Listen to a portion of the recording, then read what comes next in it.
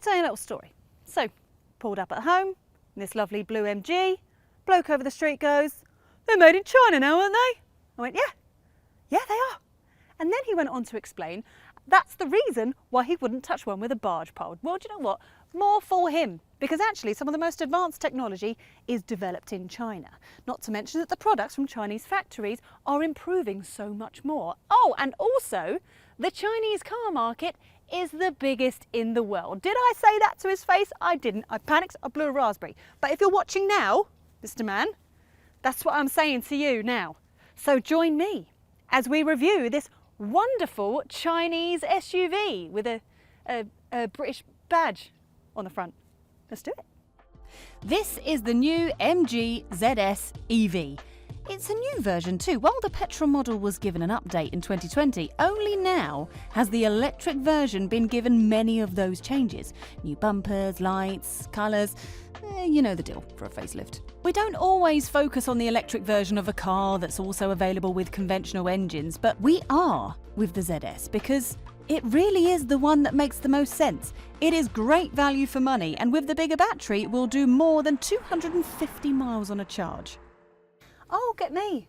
I just got completely carried away talking about the narrow-minded man that I completely forgot to tell you to subscribe to the Carbuyer YouTube channel. Click on the bell icon so you get notifications every time a new video goes live, and if you like this video, then like it. Because if I don't tell you, then you won't do it, you know? Anyway, back to the MG at hand. Now, I know the outside is a little bit different, a little bit fresher, but it's still a little bit of a tin can on wheels, isn't it? I mean, this interior, though, it's a vast improvement. Those of you that have subscribed to the Carbuyer YouTube channel will remember that I very recently reviewed the MG5. Now that is just sensible, functional, not a very exciting dashboard, but in here, this is so much better. Every version comes with a bigger 10.1-inch display, which also is a lot more functional and a lot more modern. So you don't have those little coloured blocks, which were just quite annoying. It's a lot more responsive. You've got everything that you need, Apple CarPlay and Android Auto, plus you've got some digital dials back here. I mean, this setup is more like a Mercedes than an MG. Okay, let's not get carried away. I mean, as much as it's lovely and well built and all those things, you don't have to look too far to find your scratchy plastics. There they are. Now, I know we also do have the 6-way electrically adjustable seats. I can't put them as low as I would want them to, and the steering wheel doesn't move for reach. It's just the little things that I think would make the driving position just that little bit better. So not quite a Mercedes then.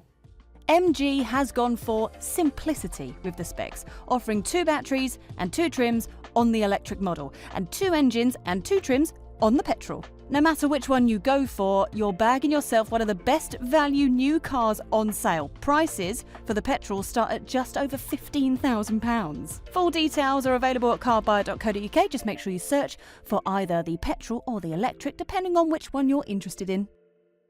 This version of the MG ZS has the bigger battery of the higher spec trophy trim, which means you get lots of stuff included. But ignoring all of that, the most important thing is, what is this ZS like to drive? And you know what? Surprisingly good.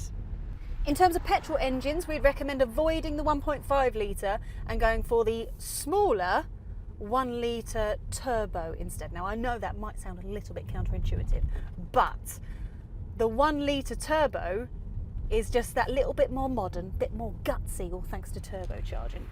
Now, in terms of this electric ZS, I mean, it's much smoother, which is why we prefer it. It's very quiet. It's actually a really lovely drive. Now, admittedly, you can't really describe this as fun. The steering is quite light and a little bit vague, and that added with the driving position, it just means you don't feel as connected to the car and as connected to the road as you would want to be.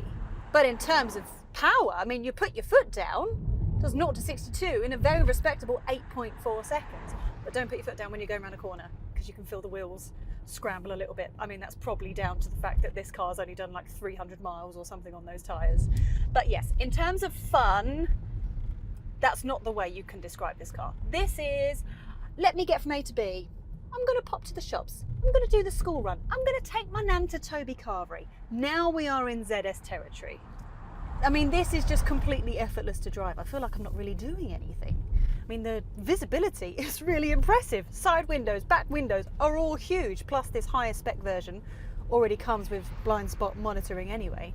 And we've got a few driving modes. You've got eco, normal, or sport. Now, while the sport does give you a little bit of extra power, I would just recommend leave it in an eco mode, and then you can make the most out of your range. Oh, speaking of range, there is a button down here titled KERS. Little nod there to my fellow F1 fans. Now what that does is adjust the regenerative braking. Now if you have it on the maximum level, it's quite powerful, and you do tend to stop pretty quickly, like almost borderline just one pedal driving. But it does really help.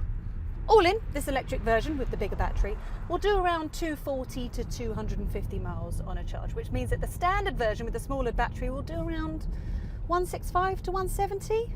Which, if you think about it, considering the price, that's not bad. Go for the electric ZS and you'll likely want to know how much it's going to cost for you to charge it and how long it will take. Well, efficiency is pretty good. MG claims 3.5 miles per kilowatt hour, but we saw plenty more than that around town. Plugging at home on a 7 kilowatt wall box and a full top up in this long range model will take 10.5 hours at a cost of £12.50, though cheaper tariffs are available. The MG comes up short when it comes to public charging though. Its maximum rate of 76 kilowatts falls short of rivals like the Peugeot E2008 or the Vauxhall Mokka E. Still, find an appropriate charger and you can top up from 10 to 80% in less than 45 minutes. One thing that does apply to the petrol version, and all MGs for that matter, is the 7-year, 80,000 mile warranty. If that's not confidence in the quality of your product, I don't know what is.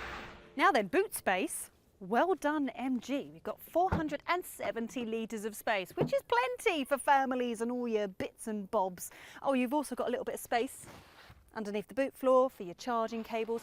I have one complaint, and that is the drop from here to the bottom is quite deep. So when you're lugging things, it just becomes a bit of a pain, you know? When you're folding the seats down, you've got 1,100 litres of space, which actually isn't as much as you might expect. But hey, what do you expect for the price? In fact, I think one of the reasons that it seems like there's less boot space with everything folded down is because the roofline is a lot lower than you think it might be. I mean, for me, I'm 5'6", it's fine, legroom fine, headroom fine, but my fellow Carbuyer presenter Rich, he's 6 foot, so when he sits in here, his now very grey hair brushes on the roofline. I mean, it's not helped by the little curved bit here by the panoramic sunroof. What it does is it makes the middle seat the best seat in the house, because you've got loads of headroom because of the sunroof, and it's a nice flat floor. Plus, you've got first dibs on the charging ports, so shout out to the middle seaters. Okay then, shall we do some MG ZS deal makers and deal breakers? Oh, all right then. You can't argue with what incredible value for money the MG ZS represents. Petrol cars start at just over 15 grand, while the electric ones undercut all of their main rivals. Even the basic model comes with plenty of kit. There are 2 electric models to choose from, with the bigger battery version claiming 273 miles on a charge. The big boot makes this a great family car. If you plan to charge at home, no problem, but the ZS EV won't top up as quickly as rivals using a public rapid charger. Quality is something of a mixed bag. On the whole, it's good, but you don't have to look hard to see how MG are keeping prices down. Seriously, the more I think about that guy with his Chinese product avoiding barge pole, the more I think he's missing a trick. This new ZS represents incredible value. It is spacious, it is efficient, it is well equipped, it is easy to drive. Okay, it's not perfect, very few cars are. But, big European brands, I am looking at you, Renault, Citroën, Fiat, VW, Seat, Skoda. Look out, MG's coming. If you like this video, then why not watch our review of the Vauxhall Mokka or our SUVs playlist. Thanks for watching.